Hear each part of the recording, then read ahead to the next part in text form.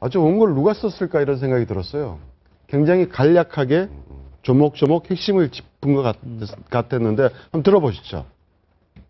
지난주에 있었던 재보궐선거에는 과감한 정치개혁을 이루고 공무원 연금개혁 등 4대 개혁을 반드시 이루어서 나라를 바로 세우라는 국민의 뜻이 담겨져 있다고 생각합니다. 처리 시한을 지킨 점은 의미가 있다고 생각합니다.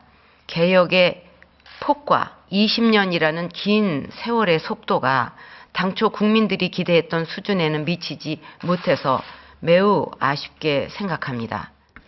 지금 특히 여당, 새누리당이 이렇게 야당과 합의한 거에 대해서 박근혜 대통령하고 청와대에 굉장히 불편한 감정을 드러냈잖아요. 일단 이전에 어떻습니까? 지금 이게 어느 정도 좀 이렇게 봉합이 되고 있는 단계입니까? 저는 지금 봉합이 돼가고 있다고 생각해요. 네. 왜냐하면 공무원 연금 부분 관련해서는 어제 박근혜 대통령이 말씀하셨던 게 그 개혁의 폭이 좀 많이 부족하다. 그거는 말 그대로 지급률을 말씀하시는 건데 기존의 새누리당 안이나 청와대 최종 안보다 지급률이 높기 때문에 일단 그 부분에 대해서 아쉬움을 표하시고 또 20년 동안 지급률을 서서히 낮추는 거니까 결국 개혁의 폭과 속도가 너무 느리다.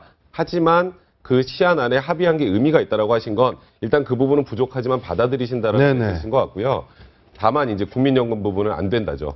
그러니까 이 부분은 말씀하셨던 것처럼 돈을 내는 사람들은 국민들인데 왜 당신들이 합의를 해라고 경고를 하신 거고 그리고 여당 지도부에서도 그 부분에 관련해서 아니 우리는 여야 합의했으니까 밀고 가겠다가 아니라 대통령 말씀 나오시기 전부터 이 부분에 대해서 어느 정도 조금씩 철수하고 있는 움직임은 보이거든요. 뭐 김무성 대표 같은 경우에도 그 부분에 관련돼서 월권이 맞다라는 취지로 인터뷰를 하셨고 그 본인 스스로 월권이 맞다라고 인터뷰를 하셨다는 건 그 부분에 관련해서는 앞으로 국민적 합의가 있으면 해볼 수도 있다는 취지로 한 발 빼신 거고요. 그거는 청와대와 뜻이 같다는 생각이 들어서 일단은 청와대와 여당은 일단 하나의 패키지를 맞춰준 것 같고 이제 문재인 대표를 중심으로 한 야당이 과연 이 부분을 제외하고 합의 처리해서 통과시키는 게 동의할지 이제 그 부분이 또 하나 남은 거죠. 이제 야당도 굉장히 부분을 뭐 대충 얼렁뚱땅 지금 야당이 정치적으로 어려운 상태에서 국민연금 문제를 원론을 반복하는 수준을 하면 역풍을 맞을 수밖에 없는 것이 사실 참여정부 때 60%의 소득 40% 낮추는 것은 엄청난 일이었음에도 불구하고 잘 해냈지 않습니까? 그렇죠. 네. 지금보다 지금 공무원연금 한다고 이 난리를 피우는데 2천만 가입자인 국민연금의 소득 대체율 60%에서 40% 낮춘 20%나 낮추는 게 낮추는 어마어마한 개혁을 한 거죠. 사실은 참여정부도 했습니다. 네네.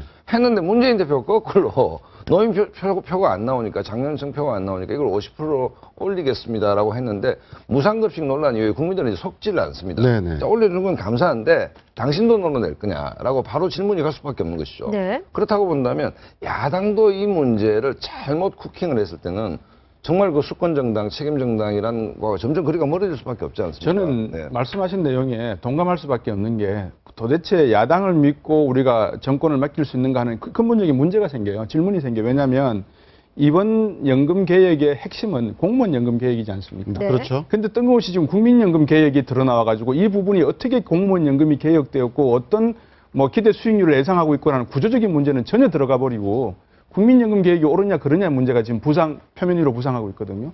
이제 대통령께서 말씀하신 내용은 지금 시대적 내지는 이 국민적 반응을 제대로 짚으셨다는 생각이 듭니다. 네네. 국민연금 개혁 말씀하셨지만 박상원 전문께서 말씀하셨지만은 누가 부담을 하느냐 지금 국민들이 부담을 해야 된다. 그러면 앞에서 담배세 인상시키고 연말 정산 가지고 문제를 일으키고 네네. 이제는 또 국민연금까지 국민들에게 부담을 지운다. 그러면 국민들은 도대체 어떤 지갑을 가지고 있어야지만 제대로 집도 사고 집을 사라면서 그럼 빚을 내고 집을 삽니까? 이런 문제들에 대한 총체적인 검토를 하고 난 다음에 어떤 정책들을 내놓으셔야지 아마 지렛대로 사용한도 좋습니다. 근데 전략적인 측면에서 놓고 보면 완전히 실패한 전략이다. 이거는 어떤 그 야권을 이런 식으로